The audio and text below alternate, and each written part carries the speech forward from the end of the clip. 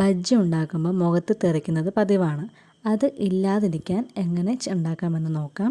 അതിനായിട്ട് സാധാരണ ചെയ്യുന്ന പോലെ തന്നെ കടലമാവ് എടുക്കുക. അതിലേക്ക് മുളക്, മഞ്ഞൾ, ഉപ്പ്, കായപ്പൊടി ഇതെല്ലാം ആവശ്യത്തിന് ചേർക്കുക. ഞാൻ ഇതെല്ലാം 1/4 സ്പൂൺ വെച്ചാണ് ചേർത്തിരിക്കുന്നത്. നിങ്ങളുടെ ഇഷ്ടത്തിനനുസരിച്ചിട്ട് വ്യത്യാസം വരുത്താം.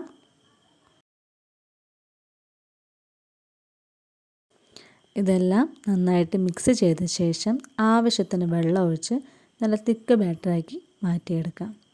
അധികം ലൂസായി പോവരുത്, തിക്കായിട്ട് വേണം നമ്മളിത് മിക്സ് ചെയ്തെടുക്കാനായിട്ട്. എങ്കിലേ അത് മാവ് അതിൽ ഒട്ടിപ്പിടിച്ച് നിൽക്കത്തുള്ളൂ.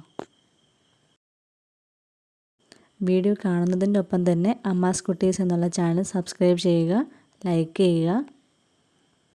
ഇപ്പോൾ ഇത് ബാറ്റർ ഇവിടെ തയ്യാറായി കഴിഞ്ഞു. ഇനി ഇതെങ്ങനെ മിക്സ് ചെയ്യുന്നത് നോക്കാം. അതിനായിട്ട് സൈഡെല്ലാം കളഞ്ഞിട്ടുള്ള 4 ബ്രെഡ് എടുത്തിട്ടുണ്ട്. എന്നിട്ട് നന്നായിട്ട് ചപ്പാത്തി പരത്തുന്ന പോലെ നന്നായി തിന്നായിട്ട് തന്നെ പരത്തിയെടുക്കുക. ഇത് വളരെ തിന്നായിരിക്കണം, എന്നാലേ അത് നമുക്ക് ഫോൾഡ് ചെയ്യാനായിട്ട് പറ്റത്തുള്ളൂ. ഇപ്പോൾ ഇത് തിന്നായിട്ട് പരത്തിയെടുത്തിട്ടുണ്ട്. ഇനി ഇത് മൈദമാവാണ് ഞാൻ തേച്ച് കൊടുക്കുന്നത്.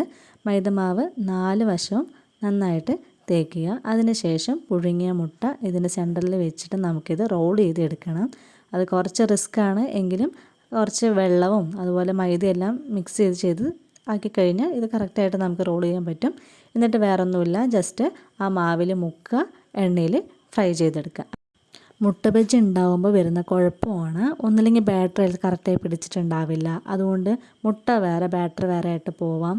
അല്ലെങ്കിൽ മാവ് അതിൽ നേരെ ആവാത്തത് കൊണ്ട് എണ്ണയിൽ നിന്ന് പെട്ടെന്ന് പൊട്ടിത്തെറിക്കാനുള്ള സാധ്യതയുണ്ട്. ഇങ്ങനെ ചെയ്യുമ്പോൾ ഒരു ഡബിൾ കോട്ടിങ്ങാണ് അതിന് വരുന്നത്. അതുകൊണ്ട് അതൊരിക്കലും പൊട്ടിത്തെറിക്കാനോ എണ്ണ നിന്ന് തെറിച്ച് വരാനൊന്നും വരില്ല. അതുപോലെ ബാറ്റർ പുറത്ത് പോകാനും മുട്ട വേറെ അങ്ങനെ സെപ്പറേറ്റ് പോകാനൊന്നും നിൽക്കത്തില്ല. ഇതിപ്പോൾ ഇത്രയേ ഉള്ളൂ. കറക്റ്റായിട്ട് ഡീപ്പ് ഫ്രൈ ചെയ്തെടുക്കുക. മുട്ട ബജ്ജി ഇവിടെ റെഡി ആയി കഴിഞ്ഞു.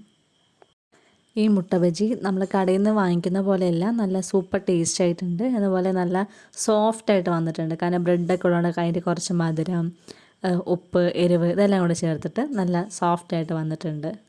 നല്ല ടേസ്റ്റ് ആയിട്ടുണ്ട് കഴിക്കാൻ. എല്ലാവരും ഇഷ്ടമായ ഒന്ന് ട്രൈ ചെയ്ത് നോക്കുക. ചാനൽ ഇഷ്ടമായ സബ്സ്ക്രൈബ് ചെയ്യാൻ മറക്കല്ലേ. താങ്ക്